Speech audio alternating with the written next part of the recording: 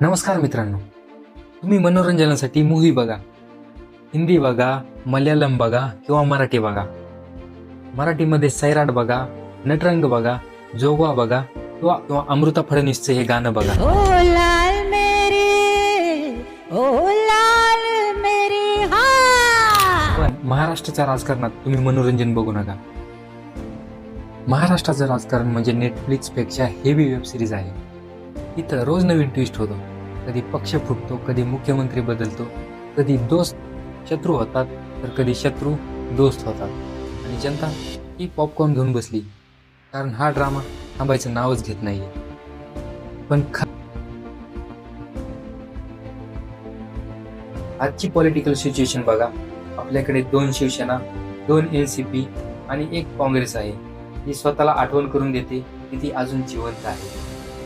हा जो इक्वेशन आहे तो टायपिकली इंडियन फॅमिली ग्रुप सारखा झालेला आहे. सगळेजण एकमेकांना भांडतात, एकमेकांना ब्लॉक करतात, पण नाव मात्र एकच आहे, फॅमिली. पण डेव्हलपमेंट अजून ग्रुपमध्ये ऍड झालाच नाही.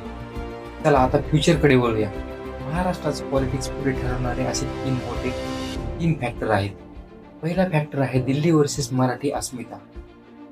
BJP दिल्लीहून कंट्रोल करते, पण महाराष्ट्रात मराठी अस्मिता हा खूप स्ट्रॉंग मुद्दा आहे. पुढे इक्वेशन खूप सिंपल होणार आहे. दिल्लीचं कंट्रोल विरुद्ध महाराष्ट्राचा स्वाभिमान. दुसरा फॅक्टर म्हणजे मराठा रिझर्वेशन. आज मनोज जरांगे पाटलासारखा नेता आरक्षणासाठी जोर लावत आहे. जर हा मुद्दा सोडवला नाही तर कुठलंही सरकार टिकणार नाही, कारण रिझर्वेशन शिवाय महाराष्ट्रात निवडणुका जिंकणं जवळजवळ अशक्य आहे. तिसरा फॅक्टर म्हणजे युथ. आता जनरेशन झेड बद्दल बोलूया. त्यांना कास्ट पॉलिटिक्स कमी महत्वाचं आहे. ते विचारतात रोजगार कुठे, IT जॉब कुठे, स्टार्टअप कल्चर कुठे. मग काय होऊ शकतं पुढं? चला 3 सिनेरिओ पाहूया. जर BJP आणि अलायन्स डॉमिनन्स घेतले तर महाराष्ट्राचं पॉलिटिक्स दिल्लीकडून कंट्रोल होईल. म्हणजे एक प्रकारे महाराष्ट्राचा मिनी दिल्ली होईल. दुसरा ऑप्शन असा आहे की उद्धव ठाकरे, शरद पवार किंवा राज ठाकरे यासारखा नेता मराठी ओळख या मुद्द्यावर पुन्हा उठेल. हे दिल्ली विरुद्ध महाराष्ट्र असं युद्ध बनेल. आणि तिसरा सिनेरिओ म्हणजे सोशल मीडियावरून एक नवीन एनर्जिक नेता पुढे येईल. जसा केजरीवाल दिल्लीमध्ये आला होता, तसा महाराष्ट्रात डिजिटल केजरीवाल तयार होईल.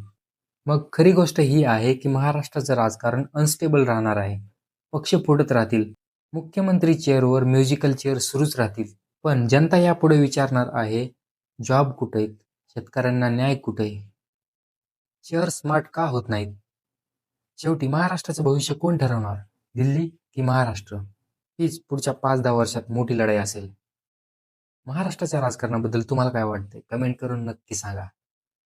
व्हिडिओ आवडला तर लाईक करा, कमेंट करा, शेअर करा आणि आपल्या चॅनलला सबस्क्राईब करा.